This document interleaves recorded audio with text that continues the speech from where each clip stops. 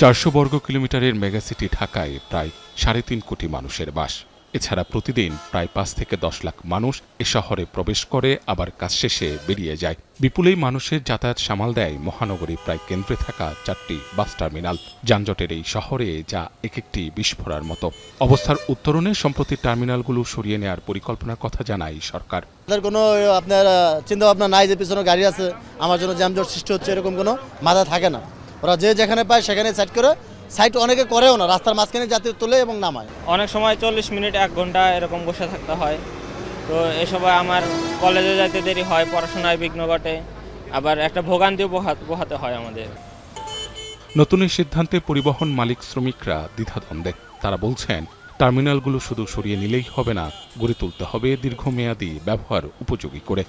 ফুলবাড়ি থেকে যখন সায়দাবাদ, গাবতলী, মহাখালী করা হয়, এগুলি কিন্তু আধুনিক সুযোগ সম্মিলিতভাবে আরও বহুতল করে আরও বেশি গাড়ি ধরার ব্যবস্থাপনা করে, এবং বিদেশে অনেক মডার্ন টার্মিনাল আছে যেখানে অল্প জায়গায় বেশি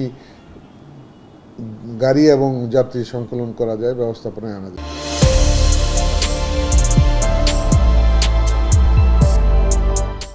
এখন ওই জিনিসটার দিকে যাচ্ছে। তবে সড়ক পরিবহন প্রতিমন্ত্রী বলছেন, প্রাথমিক পরিকল্পনা অনুযায়ী বিদ্যমান টার্মিনালগুলো শুধু যাত্রী ওঠানামার কাজে ব্যবহৃত হবে। আর সরিয়ে নেওয়া স্থানে নির্মাণ করা হবে ডিপো, যেখানে আপাতত শুধু বাস রাখা হবে। তবে ভবিষ্যতে যাত্রী ওঠানামা সহ সবকিছুই হবে ডিপো থেকে। ওয়েটিং বাস ঘন্টার পর ঘন্টা বসে থাকে টার্মিনাল, থাকবে না। সেগুলি ওই ডিপোগুলিতে আমরা ওই বাস স্ট্যান্ড নতুন নতুন যে জায়গাগুলো আমরা তৈরি করছি সেই জায়গায় এই বাসগুলি চলে যাবে।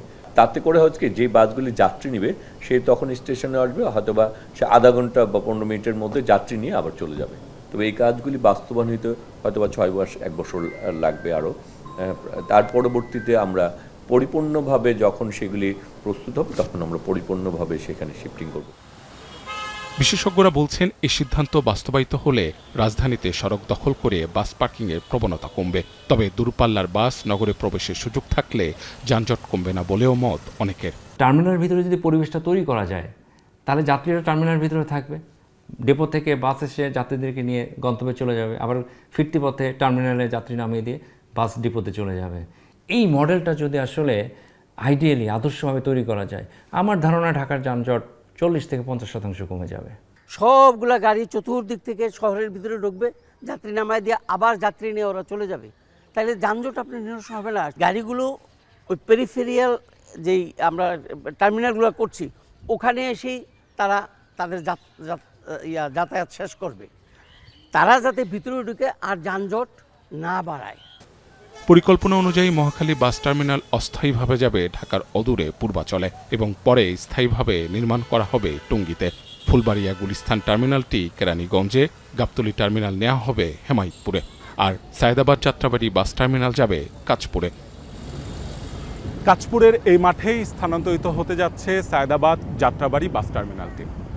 ঢাকা শহর থেকে 4টি বাস টার্মিনাল সরিয়ে নেওয়ার যে ঘোষণা, সেটিকে সাধারণ যাত্রীরা স্বাগত জানিয়েছেন। তবে কিছুটা ভিন্ন মত পোষণ করেছেন বিশেষজ্ঞরা। তারা বলছেন, যোগাযোগ ব্যবস্থা, যাত্রী নিরাপত্তা ও পরিবহন সেক্টরের নানান হিসাব নিকাশের পাশাপাশি অনেক যদি কিন্তুর উপর নির্ভর করছে বহুল কাঙ্ক্ষিত এই উদ্যোগের সাফল্য। মাহবুব হাসান রিপন, এখন ঢাকা।